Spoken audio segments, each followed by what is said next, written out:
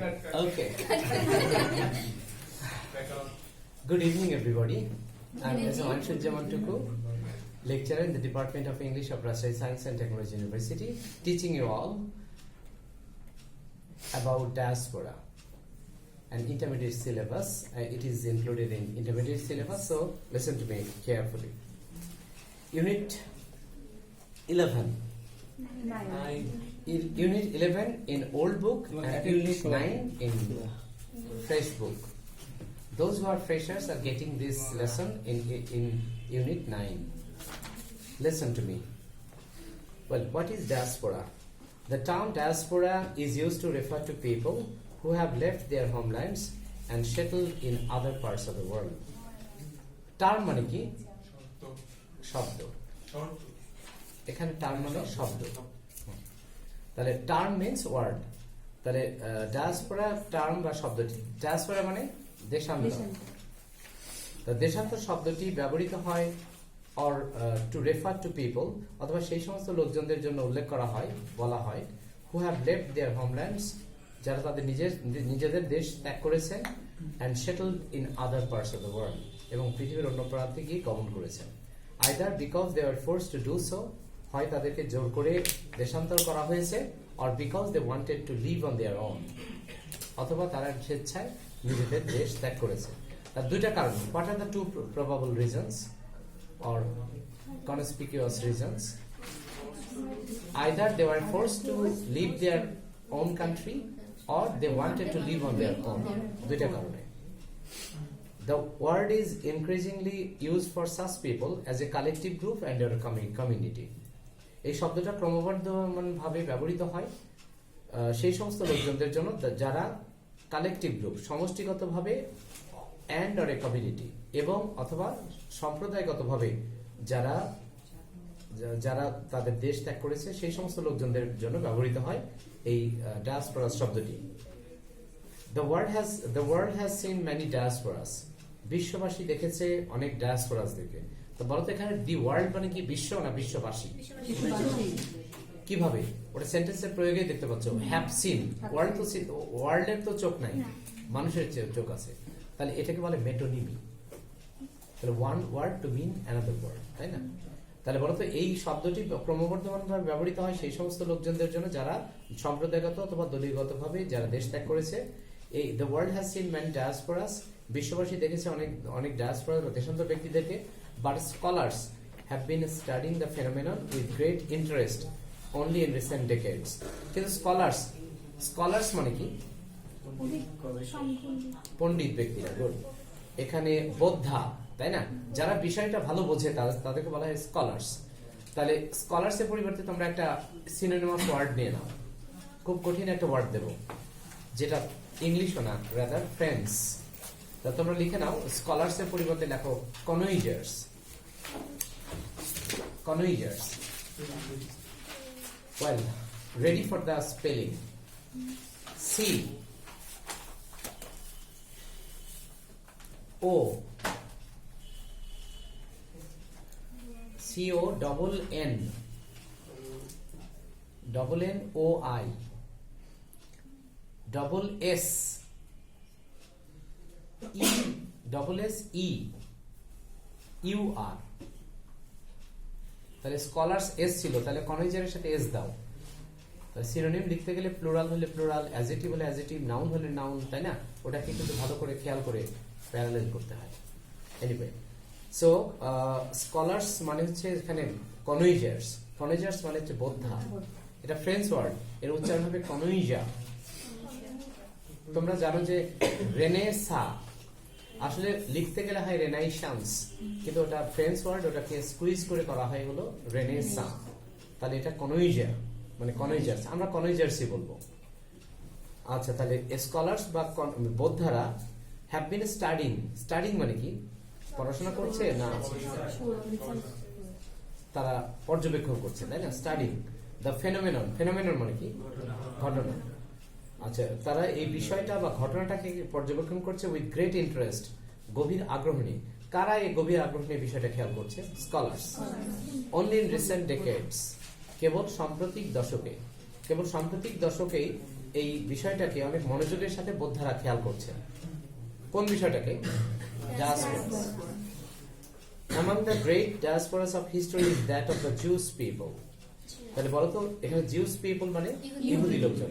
তাহলে ডায়াসপোরাস বা দেশান্তর ব্যক্তিদের ইতিহাসের মধ্যে রয়েছে সেই সমস্ত ইহুদি লোকজন who were forced to leave their lands in ancient times. মানে কি? প্রাচীনকালে তাদেরকে দেশ ত্যাগ করতে বাধ্য করা হয়েছিল। The movement of Aryans. আমার ছেলের নাম এসে গেছে, আরিয়ান। আচ্ছা, এখানে আরিয়ানস হচ্ছে একটা জাতিগোষ্ঠী, আর্য। Switch off the fan please, otherwise all things will be আব্রাপ্টেড।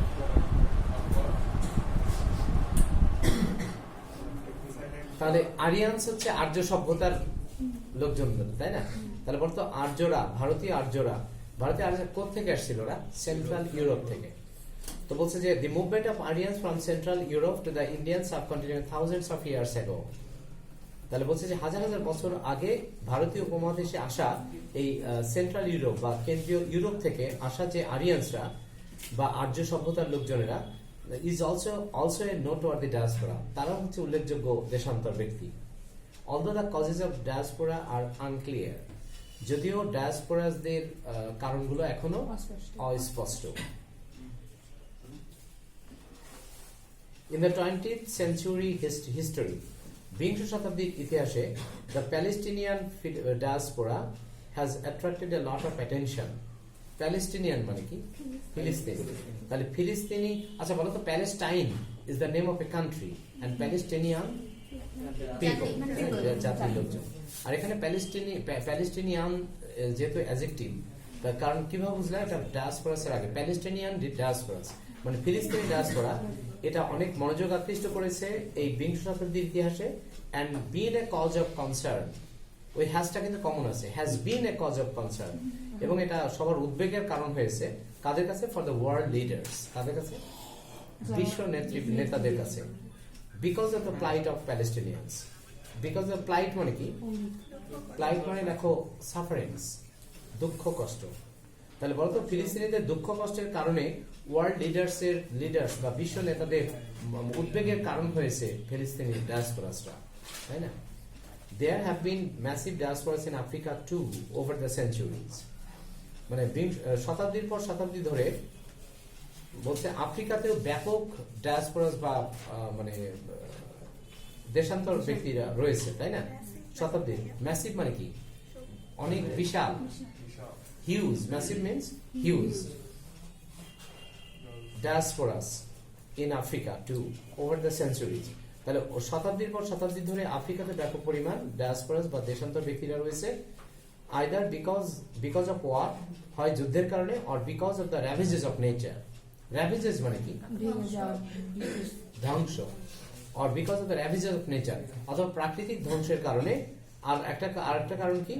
প্রাকৃতিক ধ্বংসের কারণে অথবা যুদ্ধের কারণে আফ্রিকাতে প্রচুর পরিমাণ এই ডায়াসপোরাস লোকজন তৈরি হয়েছে। But the chief reason why the phenomenon of diaspora is attracting so much attention now is globalization. কিন্তু যে মুখ্য কারণটা এই ডায়াসপোরাস বা এই দেশান্তর ব্যক্তিদের পেছনে সবচেয়ে যে মুখ্য কারণ যেটা সবার মনোযোগ আকৃষ্ট করছে, সেটা হচ্ছে গ্লোবালাইজেশন বা বিশ্বায়ন কারণে যেখানে ইন্ডাস্ট্রি বা ফ্যাক্টরিজ গুলো হচ্ছে উন্নত দেশগুলোতে, যারা অনুন্নত দেশের লোকজন তারা সেখানে গিয়ে সেটেল হচ্ছে, তাই কিনা? তারা একদম হিউজ স্কেল মানে ব্যাপক মানে পরিমাণে লোকজন সেখানে গিয়ে বসতি স্থাপন করছে, because in their own land, own countries there is no sufficient actually employment opportunities. That is why they are migrating from their countries and becoming the bohemians or the diasporas. আচ্ছা তাহলে বলো তো, এখানে র্যাভেজেস অফ নেচার মানে কি বললাম? প্রাকৃতিক ধ্বংস। র্যাভেজেস শব্দটা ধ্বংস মানে, যেটা আরেকটা শব্দ আছে ডিস্ট্রাকশন, তোমরা সবাই জানো, কিন্তু আরেকটা শব্দ জানো তোমরা? Havoc. Have you got the name? যারা খেলা দেখে তারা মাঝে মাঝে দেখে খেলার মাঝে বিরতি হচ্ছে, ওই সময় অ্যাডভার্টাইজমেন্ট হয় হ্যাভকে। What is havoc in that very advertising time context? Good, body spray. তাহলে বডি স্প্রে নাম কেন ধ্বংস হলো? ইউ মাস্ট হ্যাভ অবজার্ভ, তাই না? ওখানে একটা ছেলে আছে যে আতিকের মতো, আতিকের চেয়েও পাতলা একটা ছেলে। সেই ছেলেটা কি করে, মানে সে তার বডিতে স্প্রে করতে থাকে হ্যাভক, আর ওর ঘ্রাণে মাতোয়ারা হয়ে তার লেডি লাভটা প্রেমে পড়ে যায়, মানে ধ্বংস হয়, তাই কি না? To be in love means to be in distraction.